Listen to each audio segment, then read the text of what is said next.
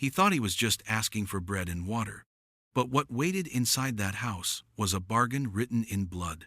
3 women carried scars of the past, and a plan that could either save them all or destroy them.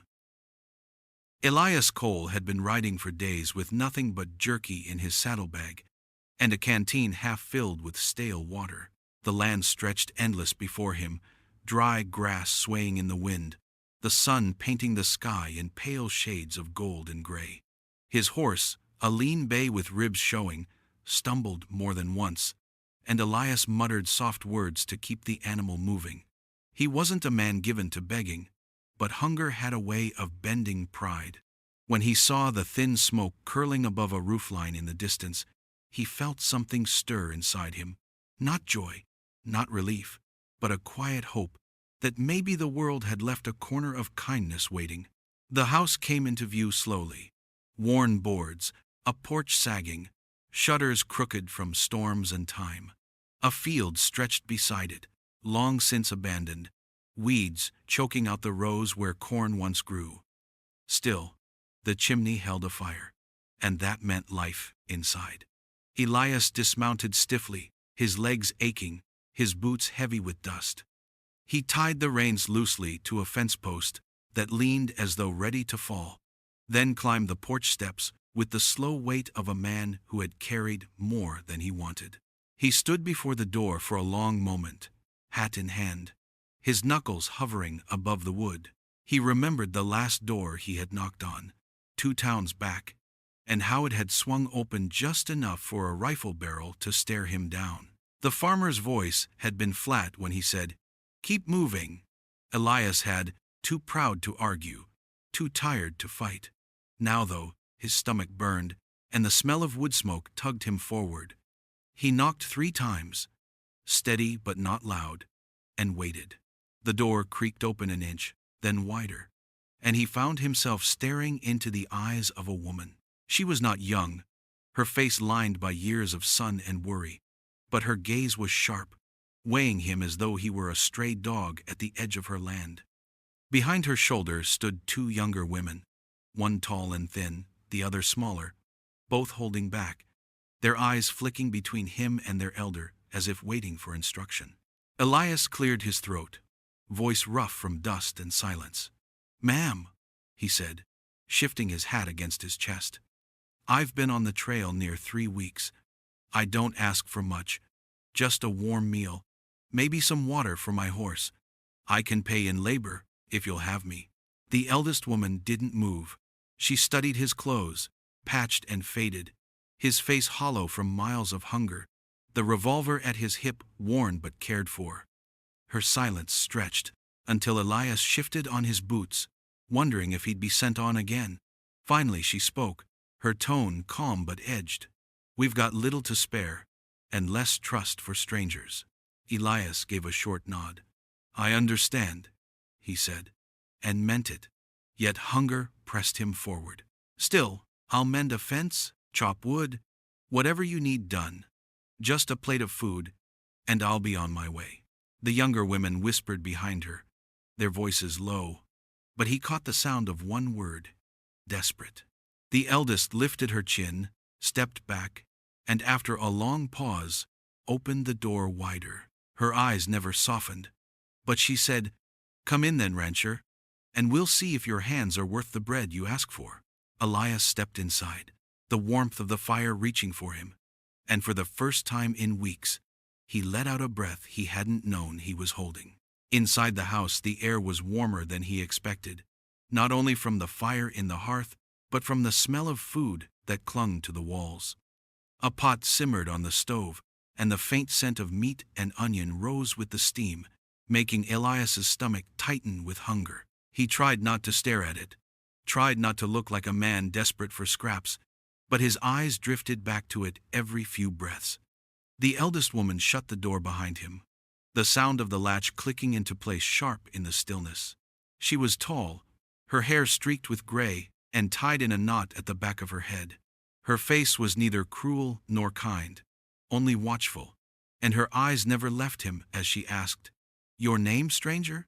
Elias shifted his weight, holding his hat against his chest. Elias Cole, he said, his voice low but steady. Her gaze flicked to the revolver at his hip and back to his face. You ride alone? I do, he answered. Horse is tied at the fence. He'll need water if it can be spared. She gave the smallest nod, then stepped aside so he could see the two younger women more clearly. One was perhaps 20, slender with pale eyes, and hands clenched around the edge of her skirt. The other was smaller, not much more than 16, her hair falling loose over her shoulders, her expression caught somewhere between curiosity and fear. They stayed close behind the older woman as if her presence was a wall between them and whatever Elias might be. He felt the weight of their stares pressing against him, sharper than any bullet. He set his hat on the table and cleared his throat. I don't come to trouble you. Just a meal. Maybe a corner to rest. I'll work for it. Chop wood, mend fences, haul water, whatever you've got. The older woman, Margaret, crossed her arms. Plenty of men say that. Some mean it, most don't. Work a little, eat a lot, then vanish with the first light. We're not fools here. I'm not looking to cheat you, Elias said, his voice rough but honest.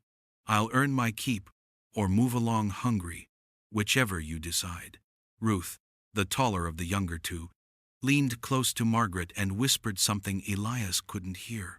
Anna, the youngest, kept her eyes on him, studying him in a way that made him shift under her gaze. There was no malice in it, only a strange searching, as though she wanted to see past the dirt and dust to what lay underneath. The silence stretched, until Elias felt it settle like a stone in his chest. He realized then that they weren't weighing the strength of his arms or the skill of his hands. They were measuring something else, something deeper, whether the man standing in their kitchen could be trusted at all. Finally Margaret spoke, her voice steady, her eyes sharp as glass. Food isn't free here. If you want stew, you'll earn it. Not just today, but for as long as you stay. Elias gave a single nod. Fair enough, he said. He reached for the kindling stacked by the door and added, You'll have your wood split before the sun's down. Seregens. Margaret did not smile, but she did not stop him either, and that, to Elias, was bargain enough. The stew was ladled into a cracked bowl, thick with potatoes and bits of rabbit that had been boiled until the meat fell apart.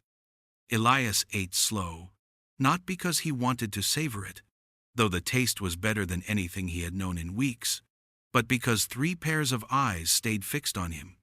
Margaret sat at the head of the table, her back straight, her hands folded in front of her as though she were a judge watching over a trial. To her right sat Ruth, who picked at her bread but never raised it to her mouth, her pale eyes sharp and restless. Anna sat to the left, elbows tucked in tight, her small hands wrapped around her cup, as if the warmth might steady her nerves. The fire in the hearth popped and hissed, and the shadows it cast wavered across the walls, long and shifting. The house itself was clean, scrubbed in a way that spoke of pride, but there was little left inside it.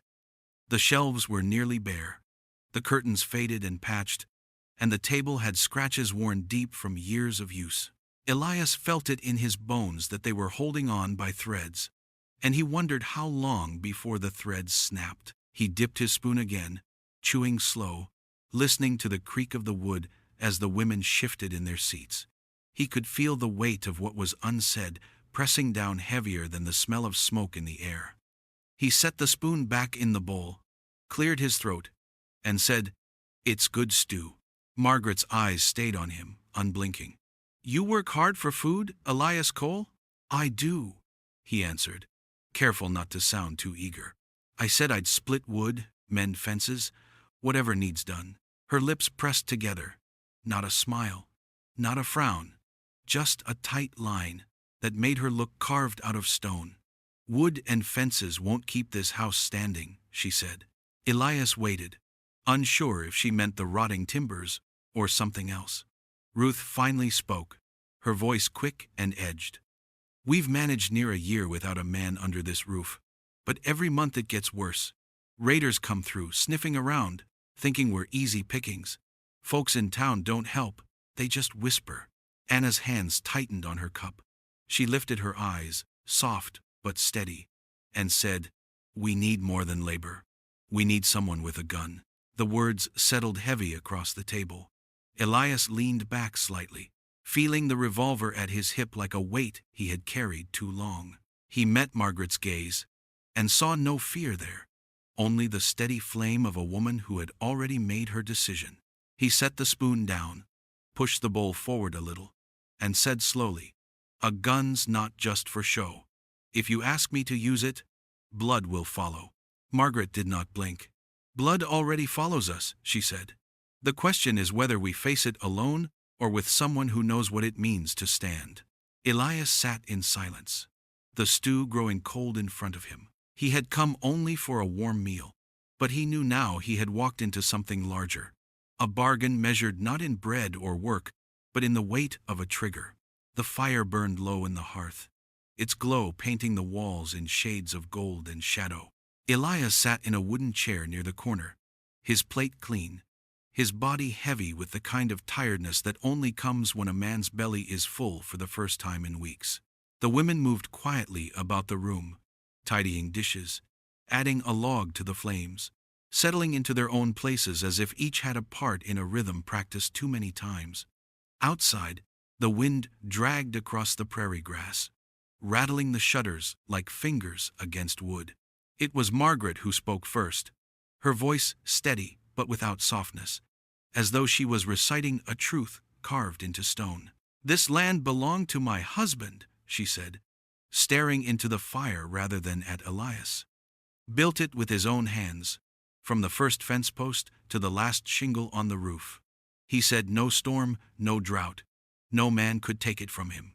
She paused, her mouth pressing into a thin line. "But storms and drought are kinder than men." Elias didn't speak. He knew better than to fill silence with empty words. He let her story stretch and breathe, only nodding once to show he was listening. Ruth sat near her mother, her hands tight around her knees. She added the next piece, her voice quick and sharp like a blade. "They came in the spring, when the cattle were fattening and the fields were green. 12 men, maybe more, with torches and guns. They weren't outlaws you could reason with. They were carrion birds, hungry for what they didn't earn." Her throat worked as if she swallowed something bitter. "They killed him in front of us, like it meant nothing.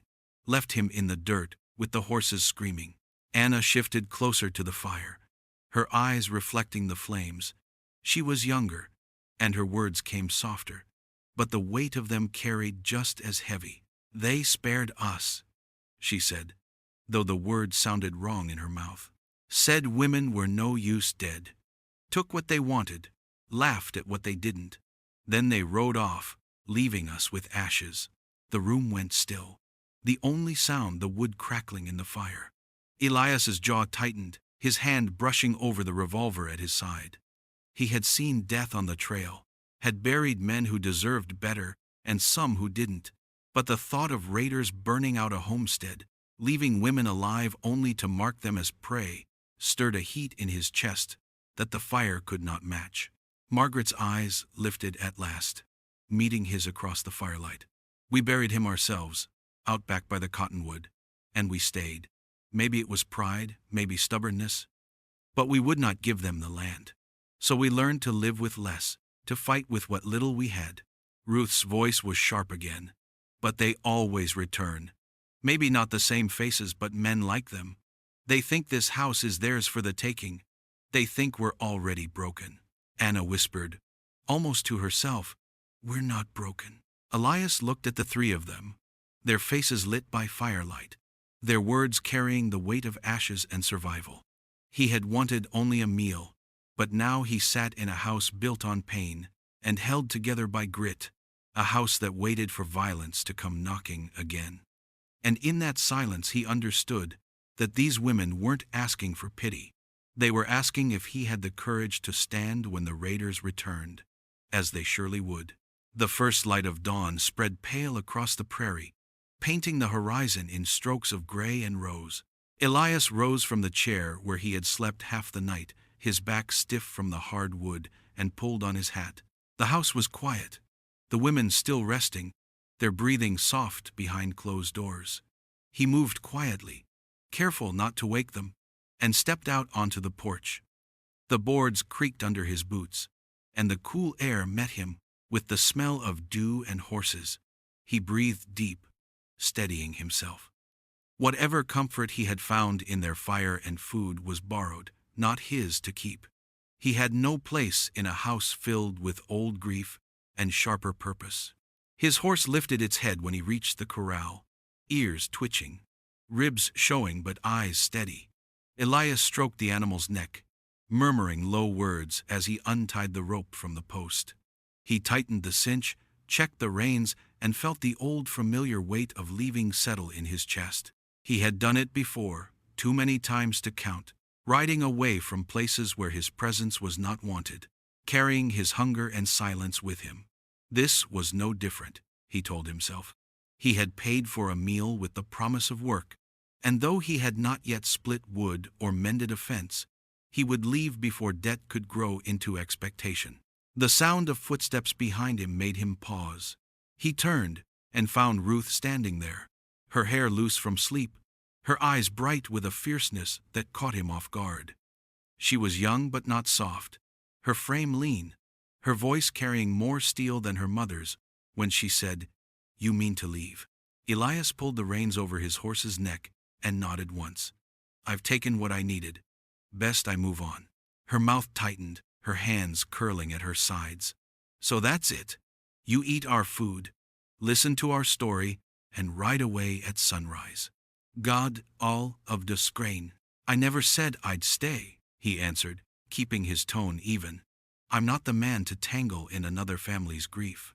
Her eyes flashed at that, sharp as broken glass. "Grief?" she repeated. "You think that's all this is? Grief is burying a husband. Grief is burying a father. What we live with now is more than grief. It's men thinking we're theirs to use, theirs to break, and folks in town too cowardly to stand with us.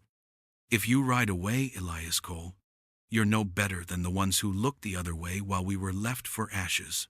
Her words struck harder than he expected, settling in his gut like stones.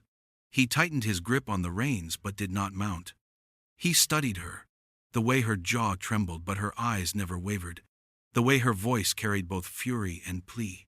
She wasn't asking him to avenge what was lost.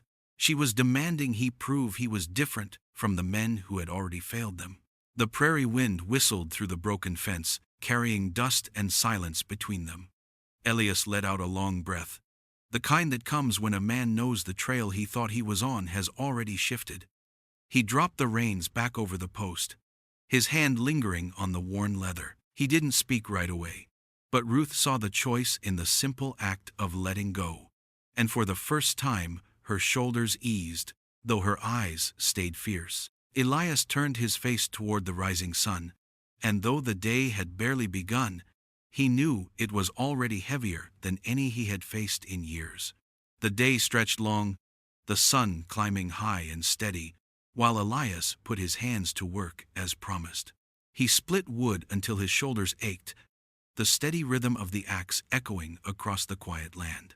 The women moved about their chores, Ruth at the well, Anna tending the chickens, Margaret baking bread that filled the air with a smell that made the house seem almost ordinary.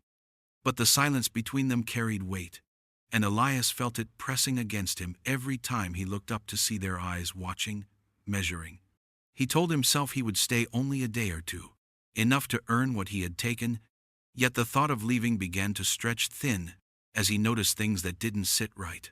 The fences nearest the house weren't simply mended, they were fortified, rails braced with hidden nails, meant to tear at hands that tried to climb. The barn doors were fitted with iron hooks that could be dropped quick from inside, sealing it against intruders. Even the window shutters had spikes hammered at their edges, sharp as teeth. These weren't the defenses of a family hoping to outlast raiders. These were snares built by people planning for blood. That evening, after supper, Margaret pulled a stool near the fire and motioned for him to sit. Her face was calm, her voice level, but there was a fire beneath it when she said, This land has been marked by men who believe they can take what they please. We've learned that surviving them once doesn't mean they're gone. It means they'll be back, hungrier. She leaned closer, her eyes locked on his. We can't keep waiting for the day they ride over that hill. We must bring the fight to them. Elias listened without answering, though his jaw tightened. He had seen where vengeance led men before, and the trail it carved was darker than most could bear. Anna appeared then, quiet as always, carrying a slab of wood no larger than a breadboard. She set it down between them, the firelight catching the lines scratched across its surface. At first, Elias thought it was a child's scribble, but when she pointed with her small finger, he saw the shape of the land, the river curving like a snake, the cottonwood tree marked with a cross, the road cut by a crooked line of fence. It's our ground, she whispered, her voice soft but certain. Here is where they ride in. Here is where we will wait. If they burn again, if they take again, they won't leave alive. The board was covered in marks, circles where traps lay buried, X's where rifles would be hidden, a narrow path left open like bait. Elias stared at it long, then lifted his gaze to Margaret. This isn't defense, he said slowly. This is an ambush. Margaret did not flinch. Call it what you like. We've lived as prey long enough. It's time they learn what it feels like to be hunted. The fire snapped in the hearth, shadows dancing across their faces. Elias felt the old weight of his revolver at his side, heavier now than when he first walked through their door. He had come for a meal, for rest, but sitting in that room with 3 women who carried grief like steel, he realized he was already bound in a plan far larger than survival. Elias lay awake long after the house had gone quiet, the low coals in the hearth glowing like watchful eyes. His bed was a pallet near the wall, rough but softer than the ground he had known on the trail, yet rest would not come. His mind circled the same question over and over. He could leave before the sun rose, saddle his horse, and ride until the smoke of this homestead was just another memory. He had done it before, in towns and camps where men begged for a hand with their troubles. Violence always followed, and he had sworn he would no longer be its shadow. He told himself he was too tired for another fight, too worn from years of watching blood soak into the dust. But the memory of Margaret's words, the map Anna had laid out, the sharp fire in Ruth's eyes, they pressed against him until even the silence seemed to demand his answer. When dawn broke, he rose heavy, his bones aching, and stepped outside to breathe in the cold air. The prairie stretched quiet, painted silver by the early light. He meant to fetch water from the well, but he stopped short when he heard the crack of a rifle. The sound split the morning, sharp and certain, followed by the clatter of a shell dropping to the ground. Elias rounded the side of the barn and found Anna standing there, the rifle braced against her shoulder, the barrel trembling under its weight. She was too small for it, her arms straining, yet she set her jaw and fired again at a row of tin cans balanced on the fence. The recoil nearly knocked her backward, but she steadied herself, her breath ragged, her face pinched with determination. Elias felt a twist in his chest he hadn't known in years, something between anger and sorrow. He stepped closer, his boots crunching against the dirt, and she turned toward him, her eyes wide but not afraid. "You'll break your shoulder holding it like that," he said, his voice low but firm. "A rifle isn't meant to be wrestled. It's meant to be respected." Anna blinked, then straightened, lifting the rifle again. "I have to learn," she whispered. "If they come, I won't hide." Her words hit him harder than the rifle's crack. She wasn't practicing because she wanted vengeance, not in the way her mother and sister spoke of it. She was practicing because she believed she had no choice. She was a child carrying the weight of men's violence on her small shoulders, and no one had been left to show her otherwise. Elias reached out, took the rifle gently from her hands, and checked the chamber. He looked at her, her face smudged with dust, her lips pressed tight to keep from trembling. In her, he saw every reason he had to ride away, and every reason he could not. He exhaled slowly, feeling the pull of duty claw at him the way hunger had once clawed at his stomach. He could leave, let them fight alone, and tell himself it wasn't his burden. Or he could stay, knowing blood would follow, knowing the trail of violence he had fled would find him again. Anna watched him in silence, waiting for his judgment. Elias lowered the rifle, his voice rough as gravel when he finally said, "If you're going to hold a gun, then you'll learn to do it right. Otherwise, it'll kill you before it saves you." The choice he had been running from was made in that moment, not with words, but with the simple act of staying beside her as the morning sun rose over the prairie. The days stretched one into another, the prairie sun climbing hot and steady, the nights cooling under a sweep of stars. Elias found himself bound to the house, not by chain or bargain, but by the quiet pull of duty. He rose early, drank black coffee from a tin cup, and led the women outside where the ground was wide enough for practice and the air sharp with morning chill. At first they fumbled with the rifles, fingers stiff, shoulders shaking under the weight, but they did not complain. They watched him closely, every movement, every word, as if the difference between life and death was caught in the angle of a grip or the press of a trigger. Ruth took to the lessons with fire, her eyes narrow, her jaw clenched as she aimed at the row of cans Elias had set on the fence. She missed often, but when she hit, the sharp clang of metal seemed to burn into her, pushing her to load faster, fire straighter. Margaret, older and slower, surprised him with her steadiness. She did not shoot often, but when she did, the bullet landed true, as if she had saved her strength for precision rather than speed. And Anna, small and quiet, learned faster than the rest. She listened without speaking, mimicked every adjustment Elias showed, and before long, her shots were grouping tighter than even Ruth's. Elias walked among them, correcting their stances, shifting elbows, adjusting hands. He showed them how to move low when crossing open ground, how to keep their breath steady when aiming, how to strike quick with a knife if a man came too close. At first they hesitated, their bodies stiff with the weight of the lessons. But each day the hesitation fell away. The sound of gunfire no longer startled them. The press of a blade in their palms no longer felt foreign.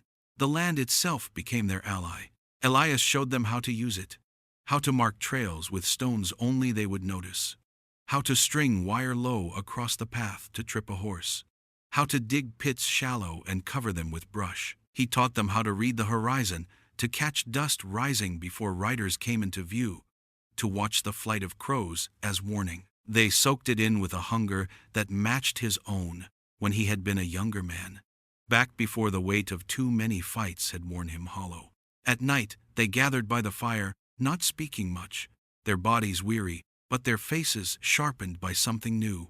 It was no longer just desperation that lit their eyes. It was readiness, a resolve that cut deeper than fear. Elias saw it in the way Ruth cleaned her rifle with care, in the way Margaret sketched new lines on the wooden map, in the way Anna's shoulders no longer slumped, but squared as she carried the rifle that had once seemed too large. Elias sat apart sometimes, sharpening his knife, his gaze drifting to the cottonwood where a grave lay beneath its roots. He knew blood would come again to this place, and when it did, the women of the house would not cower. He had come for a warm meal, yet what he found himself building here was an army of three, silent but strong, waiting for the day the horizon darkened with riders. The town lay quiet beneath the afternoon sun, dust rising from the main street as wagons rolled past and horses stamped their hooves against the hard ground. Elias rode in for supplies, a simple errand, but the weight of it sat heavy on his shoulders. He tied his horse outside the general store, pushing through the door into the smell of tobacco and leather, filling his sack with flour, salt, and a few jars of beans. The shopkeeper watched him with narrowed eyes, his gaze flicking once to the revolver at Elias's side, before dropping to the coins on the counter. No words passed between them, just a quick trade of goods for silver, but Elias felt the unspoken judgment cling to him as he stepped back into the street. The saloon doors swung open nearby, spilling laughter and the clatter of glasses into the dusty air. He meant to ride out without delay, but the sound of voices caught him, sharp and mocking, pulling him toward the shadowed interior. He pushed inside, hat low over his brow, the scent of whiskey and smoke wrapping around him. Men sat crowded at tables, cards in their hands, boots on chairs, their laughter ringing loud against the cracked mirror behind the bar. It was a voice near the corner that stopped him cold. "Heard the Cole place is still standing," a man said, his words dripping with amusement. "Can't believe them women are stubborn enough to stay out there. Raiders'll circle back sure as the sun rises." Another man chuckled, slapping his knee. "Bet they won't last the week. I give it 3 nights before those savages burn it down and drag what's left screaming into the hills." A third leaned in, his voice carrying across the room. "Hell, I'll put coin on it. $5 says they break before Sunday." The laughter that followed dug deep into Elias's gut, hot and sharp. He stood at the bar, hands steady on the counter though his blood burned like fire.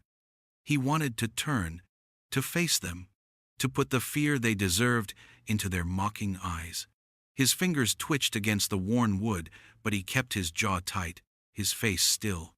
Men who spoke like that had never stood in the ashes of their own home, had never buried a body while smoke still curled from the rafters. They wagered lives as if they were nothing more than cards on the table. Elias downed the whiskey he hadn't meant to order, the burn of it anchoring him. He dropped a coin and walked out without a word, the laughter following him into the bright street. His horse shifted as he untied the reins, sensing his mood, and Elias forced his hands steady as he mounted. He carried no anger in his face, but the rage boiled deep inside, coiled tight like a snake, waiting to strike. By the time he reached the farm, the sun was low, painting the land in red light. The women waited by the porch, their eyes questioning. He set the sack of supplies down, his voice low but certain. "They're coming back," he said, "and the town already bets on when you'll fall." The fire that lit in Ruth's eyes, the stillness in Margaret's, and the quiet resolve in Anna's, told him the whispers he carried had not planted fear, but sharpened the steel already in them. The night came down heavy, the prairie air thick with stillness, no sound but the whisper of wind across the grass. Elias sat on the porch, his rifle laid across his knees, his eyes fixed on the horizon where the land met the dark sky. The women moved in silence behind him, each knowing her place without needing to be told. Margaret stood at the window with her rifle steady. Ruth crouched low near the barn with her finger tight on the trigger, and Anna knelt by the fence line where she had strung the wire traps hours earlier. They had practiced for this moment, marking every step, but practice had never carried the smell of smoke on the air or the weight of death waiting just beyond the hills.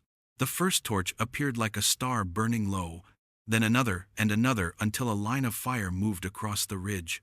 Hoofbeats rolled faint through the earth, growing louder with each breath. Elias rose to his feet, the boards of the porch groaning beneath him, his heart heavy but steady. He had not asked for this fight, yet it had come, and there was no turning back. The riders came fast, their shouts breaking the silence, their laughter cruel as the torches lit the fields in a sickly glow. Elias raised his rifle, aiming past the firelight, his breath calm, though his chest burned. He waited, holding back until they were close enough to see the sneer on their faces, close enough for the traps to take hold. Then Anna pulled the wire tight, and the first horse screamed as it stumbled, sending its rider tumbling headfirst into the dirt. The shot that followed cracked sharp and sure, Ruth's bullet catching the man before he could rise. Chaos broke loose. The raiders swerved, shouting, their torches scattering sparks into the dry grass. Another horse stumbled into a pit Margaret had covered with brush, its rider thrown and cursing. Elias fired into the mass, the recoil steady against his shoulder. Another man falling with the cry torn from his throat. The air filled with the thunder of hooves, the clash of steel, the smoke of gunpowder stinging his eyes. The women did not falter. Margaret's shots came slow but sure, each one cutting through the noise. Ruth fired fast, her jaw set, the crack of her rifle ringing again and again, as if she had waited her whole life for this reckoning. Anna moved like a shadow, slipping between cover, pulling another wire trap tight, her small frame vanishing into the dark, only to reappear with her rifle braced firm. Elias felt the weight of every bullet he fired, each one a line he could never step back from, yet the rage in him did not waver. These were the men who had burned the land and broken lives, and tonight they found no helpless prey waiting, but wolves guarding their den. The fight burned long into the night, torches falling, shouts turning to screams, the earth soaked with blood and ash. Elias never left the porch, but he stood like a wall before the door, steady as the cottonwood that rooted deep beyond the house.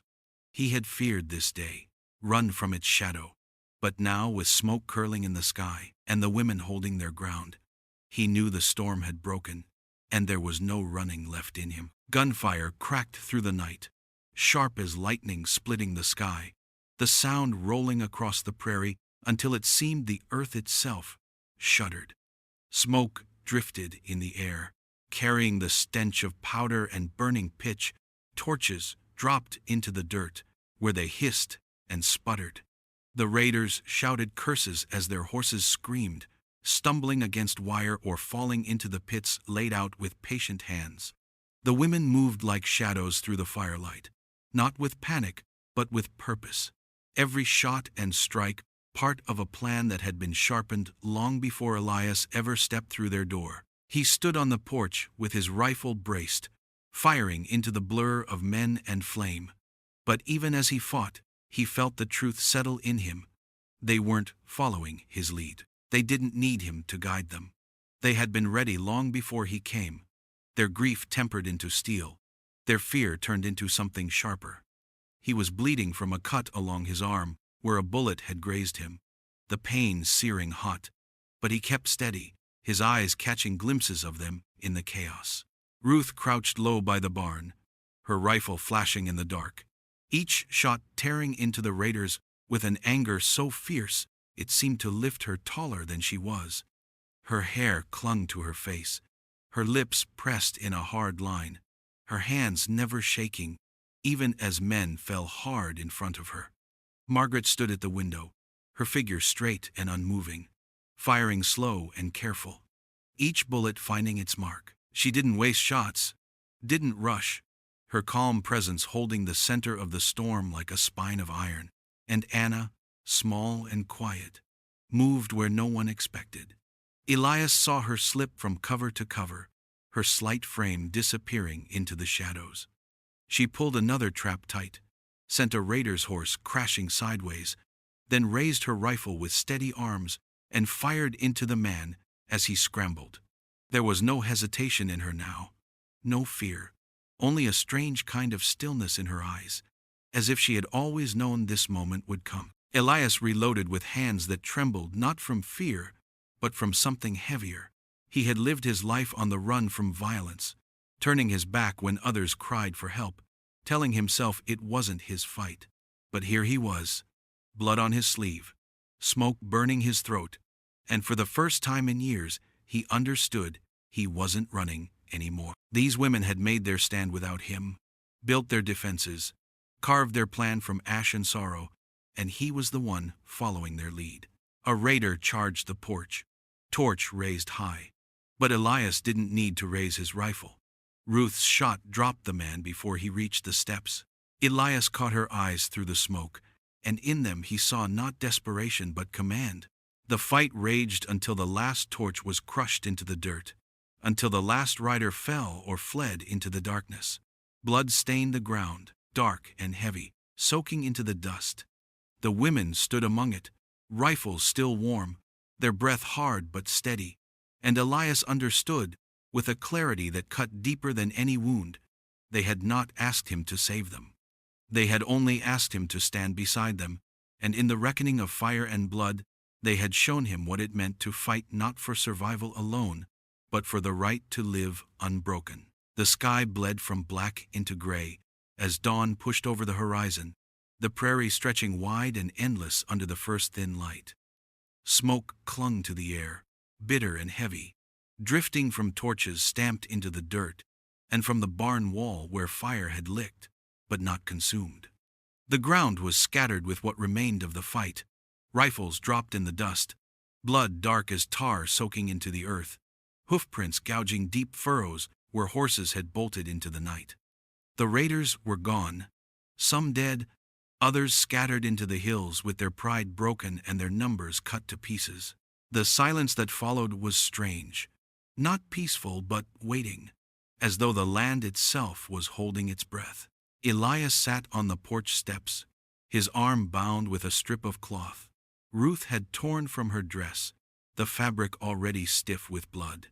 His rifle leaned against the railing, and beside him lay his hat, dust, and sweat staining the brim. He watched the light climb across the fields, catching the wire traps, the broken fence posts, the signs of a house that had been tested and had not fallen. He let out a long breath he hadn't realized he'd been holding, the kind of breath that comes when a man survives a storm he thought would break him. Inside the house, Margaret moved slowly, her face pale but steady, her hands laying bread on the table as though nothing in the world had changed. Ruth came in from the barn with her hair tangled, her eyes sharp but calm, carrying a bucket of water to wash the blood from her hands. Anna sat near the fire, the rifle across her knees, staring at the flames with a look too old for her years. But when Elias stepped in, she glanced up and offered him the smallest nod. They had not spoken much since the shooting stopped. Words felt heavy, but the silence between them was not empty. It was filled with something new, something stronger than fear. Margaret broke the bread into 4 pieces, setting them out on chipped plates, and the smell of it filled the room, warm and plain. Elias sat at the table with them, the smoke drifting in from outside mixing with the scent of food. His body ached, his mind worn, yet when he bit into the bread he tasted more than flour and salt. He tasted the weight of survival, the stubborn refusal to bow, the quiet bond that had been forged in the night.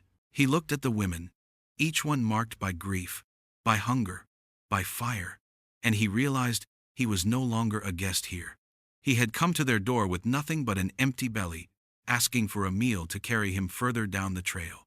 But the trail had ended here, not in the way he expected, but in the way he needed. They had not asked him to lead, only to stand with them. And in standing, he had found something he thought long gone. The sun broke fully over the land, washing the fields in gold. The house still stood, scarred but alive, its walls bearing the story of what had been taken and what had been reclaimed. Elias lifted his cup, the water cool against his lips, and for the first time in years he felt not like a drifter chasing miles, but like a man who had found a place worth defending.